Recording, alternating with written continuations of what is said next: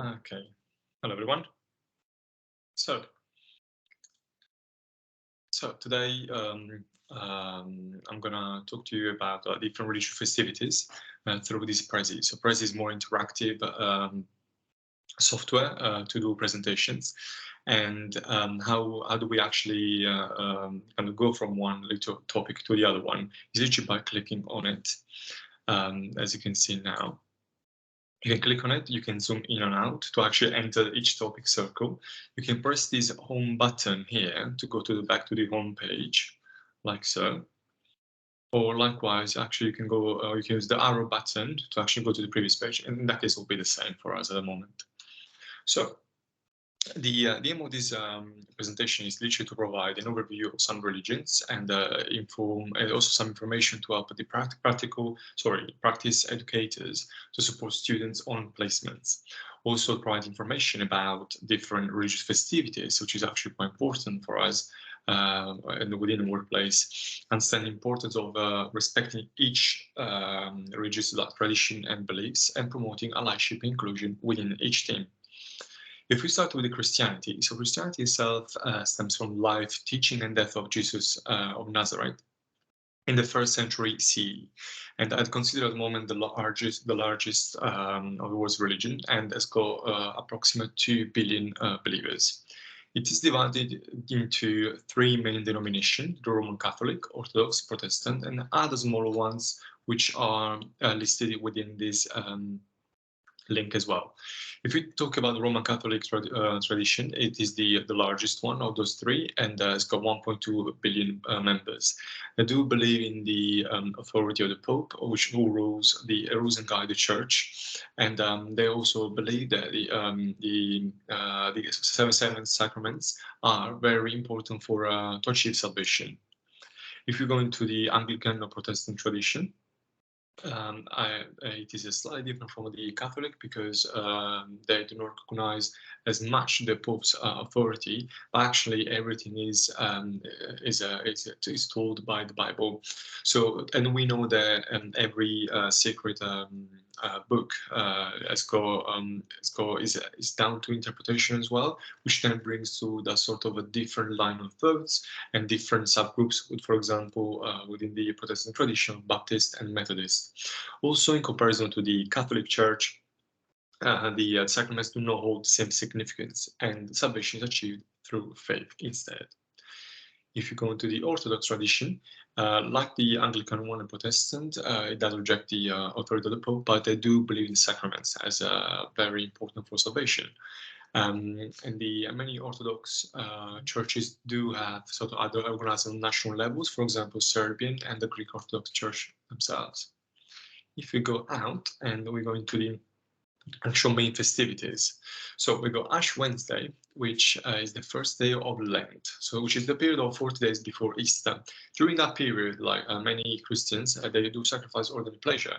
It could be food, it could be giving up on I don't know, maybe like social media, for example, or any other sort of materialistic like pleasure, ordinary pleasure. And some Christians actually also abstain from meat on that day as well.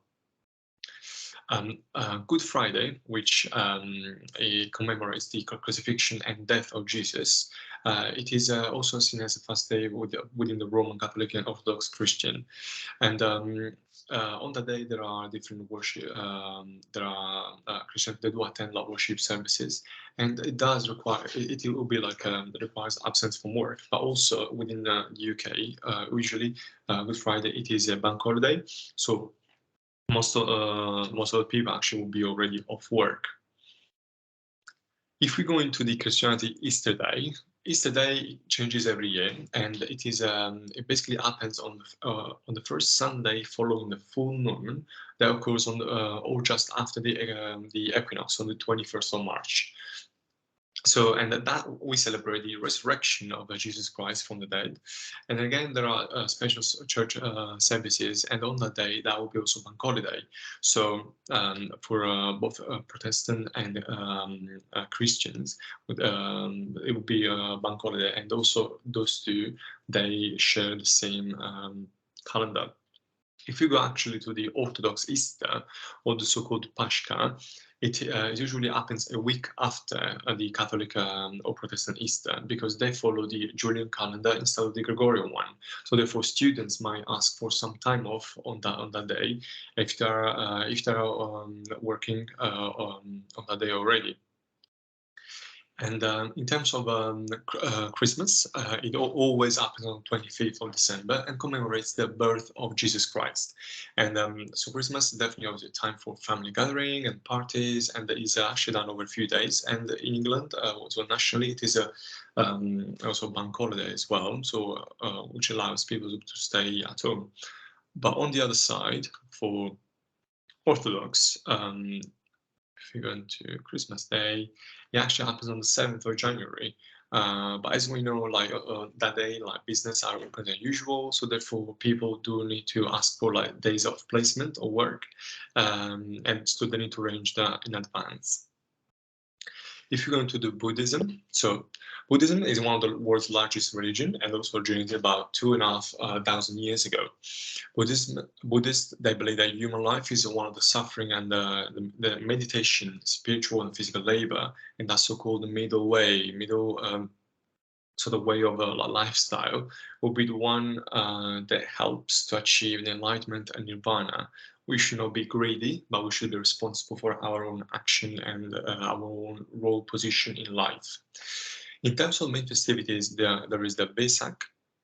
Vesak is celebrated over various days during spring, like spring throughout the world, and every Buddhist culture will have like, their own little tradition for that day. So it is one day.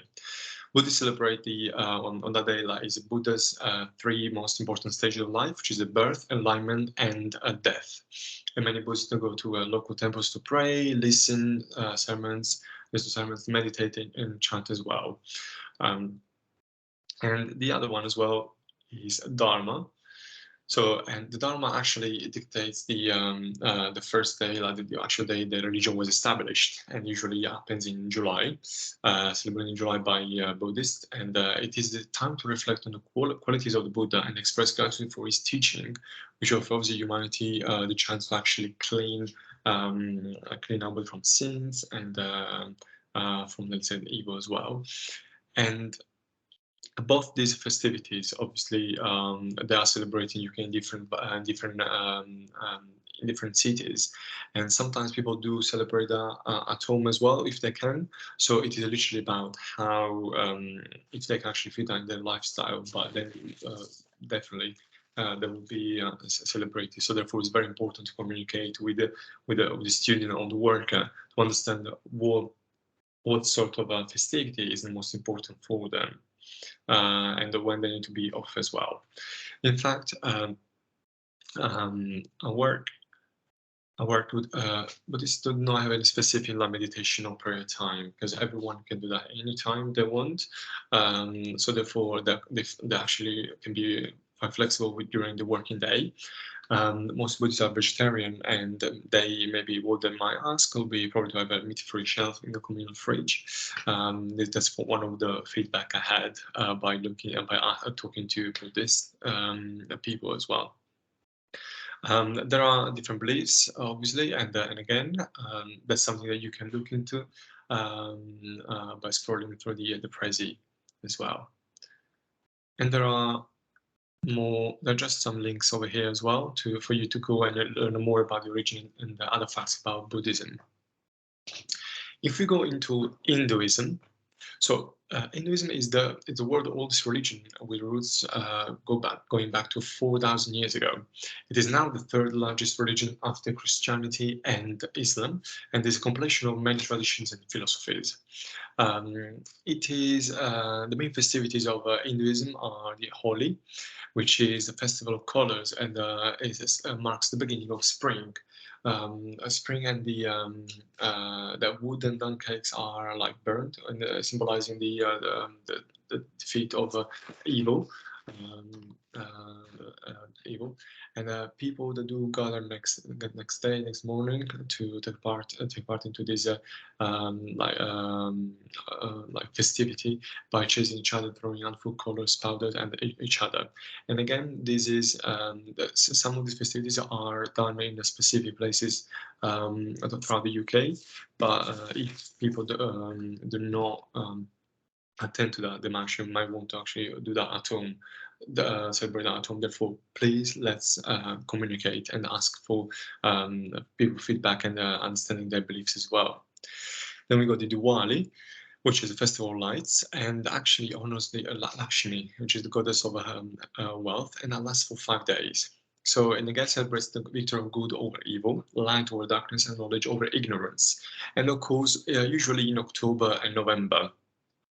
Therefore, again, there might be people asking taking the all 5 days, and other people taking probably less, but it will be celebrated probably in different ways. Therefore, we need to understand how the person will like to celebrate. This other one,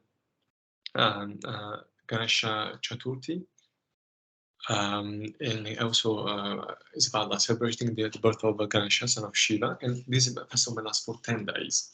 And again, every Hindu will probably celebrate that in different way, maybe both being all 10 days somewhere, probably with the different place of assembly with other Hindus, or it would be celebrated at home with the family as well. And some people might ask for annual leave if it's possible as well. And we got the Krishna Janmashtami, which is 2-day festival celebrating the birth of Lord Krishna, and of course between August and September. And again, Hindus celebrate this these days by fasting, singing, praying together, and again they would actually ask for they would probably be quite important to have those 2 days off. Therefore, needs to be communicated. In terms of prayers, praying is a very normal daily practice for Hindus, and every single day is related to a star or gods as well. So there is no specific compulsory time for prayers, because it's a very personal choice. But usually, Hindu people would actually pray in the morning or evening as well. If they can fit throughout the day, perfect. But it would be more personal choice. Which can help with adapting to different lifestyle and maintaining their culture wherever they are. Therefore, it's still important to understand what everyone's beliefs are, and maybe looking for any sort of adjustment throughout the working day, like probably replacement day as well, if they need to pray during the working day. In terms of fasting is within the Islam, fasting is not seen as a total abstinence from food and drinks. During festivities, some people might decide to fast for 1 day or more days, and they allow themselves just with only simple snacks such as fruit, milk, and other not cooked prepared food. Most Hindus are vegetarians, but there are differences across different Hindus. And probably the main fast is about avoiding distraction activity, mobile internet, those materialistic pleasures, and engaging more with the prayers actually. So that sort of connection with the spirituality, the connection with God as well. And regarding the bindi, as you can see in the picture, is a very important tradition in Hinduism, and it's believed that all people have a third eye, third inner eye, twice to see the external world. One is to see the internal world, or like God, basically. And it also serves as an auspicious sign of marriage too. Mostly worn by women, but not all Hindus wear it within the workplaces. In fact, from what I gathered, that some people would wear that maybe in morning when they're praying, when they go to when they're in a family day during festivities. But some people might not find it very might not feel very comfortable to wear that in a workplace. So, and again, it's about asking the person what their beliefs are and how they feel comfortable. Okay, if you're going to Islam, so Islam is the second largest religion in the world after Christianity, and with about 1.8 billion Muslims worldwide. Apparently, it is the youngest of the religions as well, and originated in Mecca in the modern day Saudi Arabia during the time of Prophet Muhammad's life. Within Islam, one of the most important festivities is Ramadan. It happens like the 9 month of the Islamic year, and the winter of the Islamic year is based on a lunar calendar, which changes every year. And it is a month of fasting, so to commemorate the first revelation of the Quran to the Prophet Muhammad. So throughout the day, which is and very important again to stress, is that from sunrise to sunset, Muslim abstain from eating food, drinking, smoking, lying, all and the bad language as well. And because this is time to focus for prayer, reading the Quran, increasing their spirituality and relationship with God as well. Um, and at the end of the Ramadan, there will be the Eid al-Fitr, which is the festival of the fast breaking. So it happens on the first day of the Shawwal, which is another month, so the month following the Quran. At the end of the Ramadan, in that case, people would actually celebrate by like celebrate for 3 days. But actually, from my research and talking to Muslim people, they might in UK they might actually take probably one day off. But again, people might actually differ, might actually go for different days as well. Please, and then they will need to probably take days off like school or work, and that's very common. Moreover, it's very difficult to anticipate the exact day of this celebration because of the lunar calendar. Sometimes they will know probably like a week or so before that happens. So flexibility would be really important from the um, well, the management, but also like having good communication. Then we got Eid al-Adha, which is the festival of sacrifice, and that happens at the end of the Islamic year. Remembers the Prophet Ibrahim's willingness to sacrifice his son to God and marks the culmination of the annual pilgrimage to Mecca. And people they will, they will have morning prayers, giving money to charity, and also like within the Islamic countries, there will be also like the sacrifice of sheep or goat or shining the butchered carcass for a communal meal. But I believe that in UK this is not allowed. So some people might send some money to their family there or friends to actually do that for them as well. And that this celebration can last up to 3 days. And that's why absence from work is quite, or school is quite common. Some people may also decide to do pilgrimage, which is required, so once in a lifetime at least, and people might require a longer time off work. And again, you can go and see all about the beliefs as well, as it's stated in here. And we are going to, in terms of the main denomination, there are two main ones, so the Sunni and the Shia. And they got the same sort of beliefs, but they differs in the fact that in terms of who is the rightful successor to Prophet Muhammad. For the Sunni, the right successor will be Abu Bakr, with the Prophet's closest companion. Whilst for Shia, they will believe that's Ali, the Prophet's son-in-law. Another very important topic is about like veiling and covering as well. When I had a chat with one of the Muslim lady, which is why it's a very personal choice and actually may depend on individual culture. So it's not only about the religion, but also about culture as well. And that's why it's important. I keep stressing important to speak to the person and understand what their beliefs are. There are also links about the history of veiling and different views as well. And also another one is about more like the actual reality, like the within the modern times, understanding what happened in the history and where now veilings or coverings are prohibited as well. So what the government's positions are within, let's say, Europe or anywhere else in the world.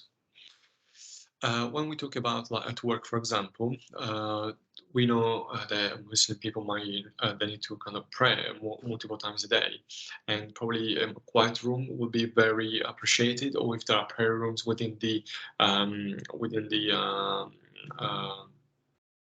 organization will be perfect.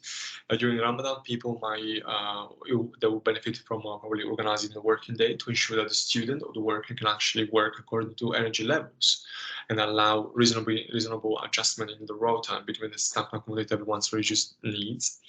Also, many Muslims tend to pray in the mosque on Fridays because Friday is a holiday. It's like for Christians on Sunday. Friday is the rest day basically of God. So the people might ask them to go to the mosque at lunchtime if possible. So extra time might be needed. Yes, and if we go into Sikhism.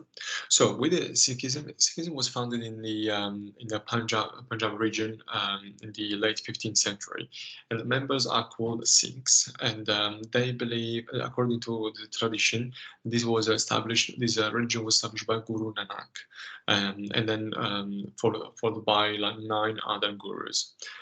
Despite being the 5th largest religion, actually, this religion is still unknown and misunderstood. In fact, some people might believe that Sikh people might be Muslim or Hindu as well. Therefore, it's very important to understand how where they belong to and what they believe in as well. Some of the main festivals is the Baisakhi or Baisakhi, and also happens in the first week of April. It is a one-day celebration of the Sikh New Year, and the festival is marked with different processions where people go on the street and they kind of sing their religious hymns as well. And as we said, it is a one-day celebration. Guru Nanak birth, which occurs in November, and they are celebrated usually in gurdwaras, which are places of assembly, and are decorated with flowers, flags, and the people they kind of gather together, pray and eat together. And that's a very important day too, and the people might want to be off on that day, so very important to remember. And there are other festivities which are all linked within this link. Please go and have a look. In terms of praying, there are the Panchapanya, which is called the 5 word scriptures, include the 5 prayers performed like daily. They are usually six do usually pray while sitting or standing indoors outside, but they might need like to adjust or flexibility during the working schedule to honor their prayer. And again, in terms of beliefs, these are the ones, and I will leave you to look into that from a more religious point of view. And also the use of the turbans, for example, which is called a dastar, is considered an integral part of the unique Sikh identity, especially in the Kalsha tradition. So because it is not only a symbol of dedication, self-respect, and courage, but also is a symbol of love, obedience towards their faith. In the past, there was a little bit of a trouble with wearing turbans within the workplaces, but then it was recognized as safe as long as was permitted, but as long as it is safe within the environment and the workplace. If we go into the Judaism,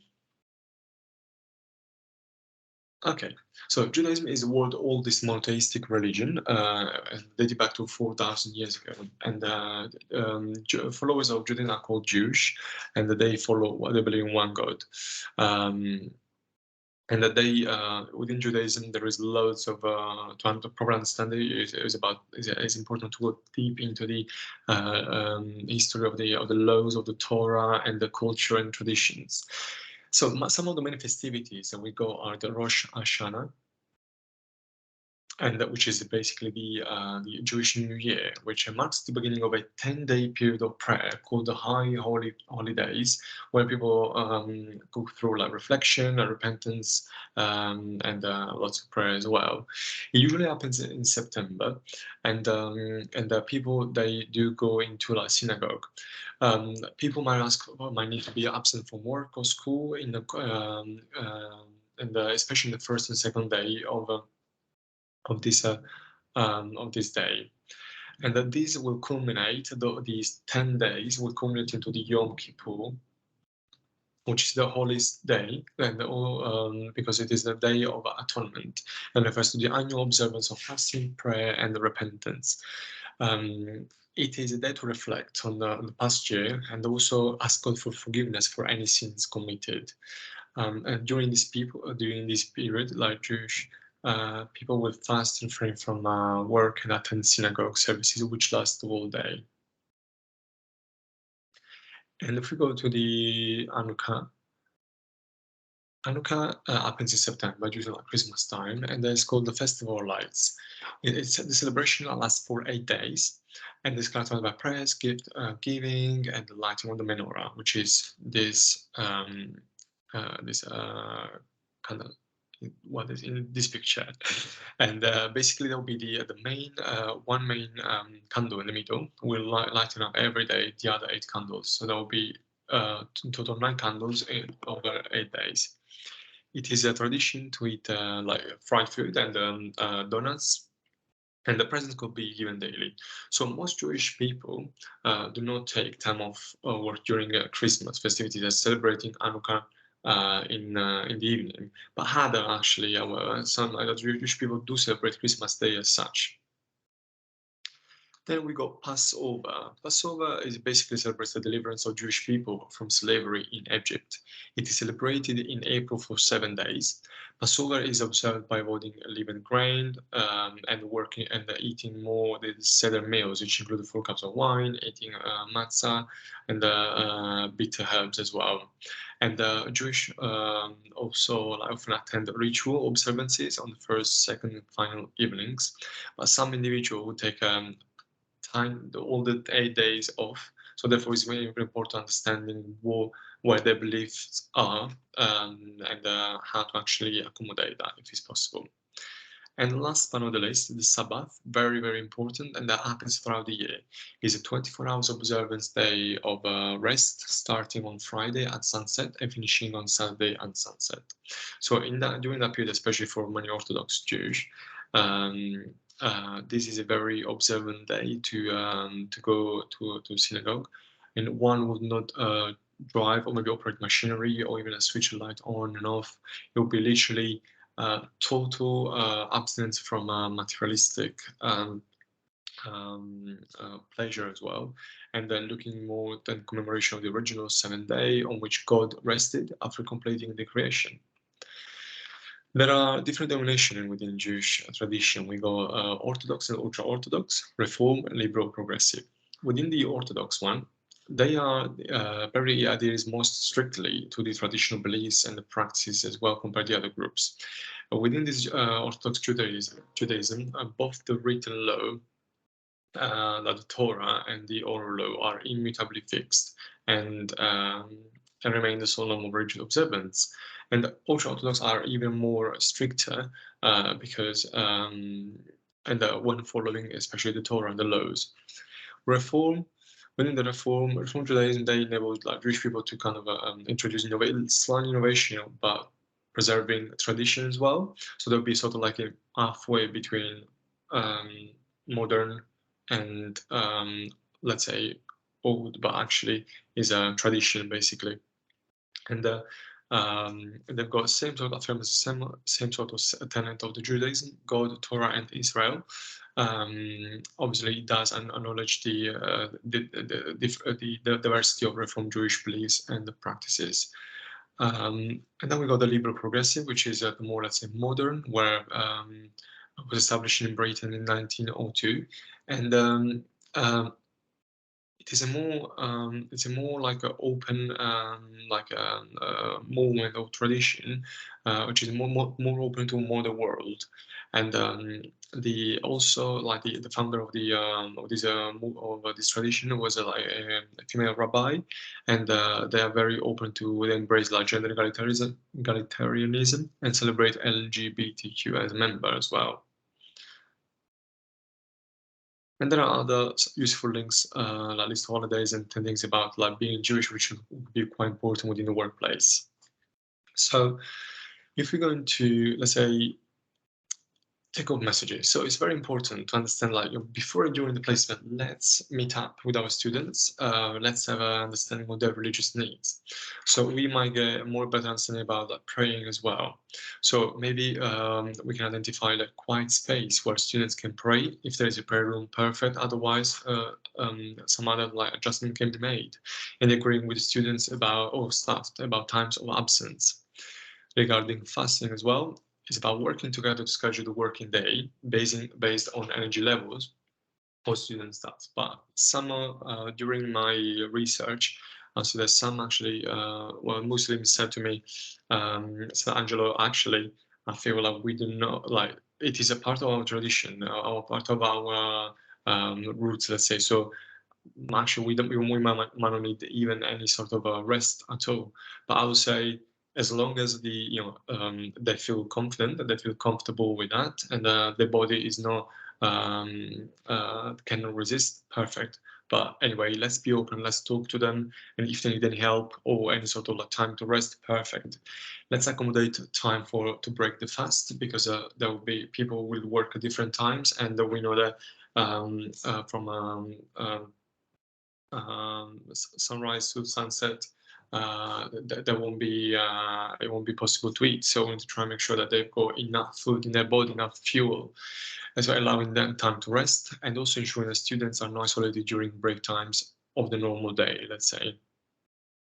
Regarding the festivities, is all about planning in advance with the students when time of work is needed, allow flexibility within the rota, and let's see, the difference within the teams as an asset rather than liability. Some people might not need to might not want to work on Christmas days. Some other people actually might want to.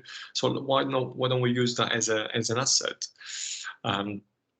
And there are, in terms of, like, helps, so sometimes, because of every religion has got different denomination, different sort of traditions, and we cannot know everything. It is normal. I would say, first of all, let's speak to a student or to the worker. Let's speak to the faith and spirituality service within the organization, and also we can ask for help from local religious leaders to support students and workers and within the religious community. um, in terms of, like, advice for staff, I would say we should probably encourage staff to learn about different religions, trying to be so everyone will be respected, feel respected within the workplace. We can promote sense of inclusion, so also encouraging, for example, mixed social events. These few people that spoke to me said, Angelo, sometimes I went to socials, and I felt like I was not really part of it, because maybe because of the alcohol, the type of food. When they actually the rest of the group organized something which was sort of neutral, let's say everyone could participate in their own way, it was much better for them, and felt much more relaxed. We should probably try and be curious about each other's traditions, instead of keeping the prejudice of, first of all, not knowing the tradition, not knowing why people behave in a certain way, or they follow specific traditions. But that's why we should be curious. We should ensure that students who are fasting or praying are not isolated during break times, as I said before, and also promoting speak-up culture and allyship. That'll be really important. We need to understand what's inside of each person to then properly, like, work as a team, and everyone feeling included. In fact, this is this very interesting like, framework from Farnes and Gilligan on regarding principle for reflection, religions, and beliefs. That's about taken from social workers when trying to understand the service user, in that case, their beliefs. But this could be then extended to everyone, to every team. So it's important to try and seek out that sort of relevant information and advice regarding unfamiliar religious and spiritual beliefs. We should probably try and create that sort of creative responses to individual needs and beliefs. So being flexible, understanding what people actually need, recognizing the individual expertise about what they know about their religion, and listening to them. So to try and create opportunities to discuss religious and spiritual beliefs, because as I said, it's very easy, especially in the modern days. We don't really talk about religion. We should probably try and understand why someone in a certain situation, in a certain environment, will behave in a certain way, and that would be probably much better in terms of everyone will feel more relieved, more able to express themselves if we actually knew how what each person beliefs are, and that happens by conversations, talking, communicating with everyone without feeling too either probably shy or asking, because I believe that's just normal, and actually that gives us the opportunity to be more open. And there you go, being open and the willingness to respond and advise.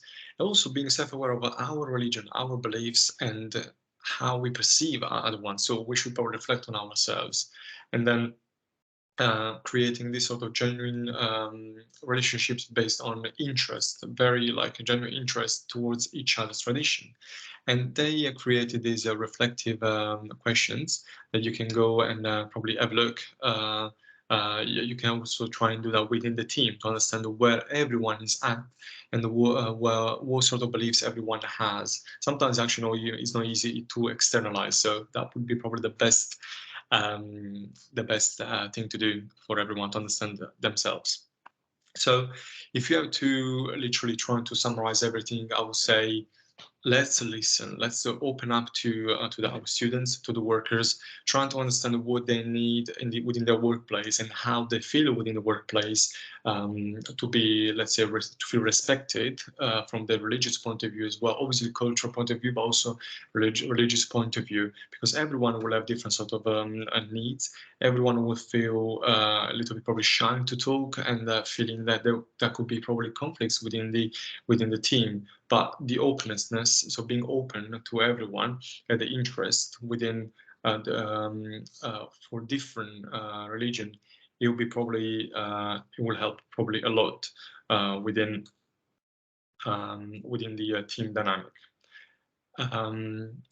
Yes, and I would like to thank my supervisors, Sarah Jane, Ryan, Shani, Clark, Mary, McKendall, Ellen Carr as well from University of Brighton and Canterbury Christ Church University, and all the members of the different religions I spoke to. It's been really enlightening for me, and also members of the faith and spirituality community within Brighton and Canterbury Christ Church University. Thank you very much.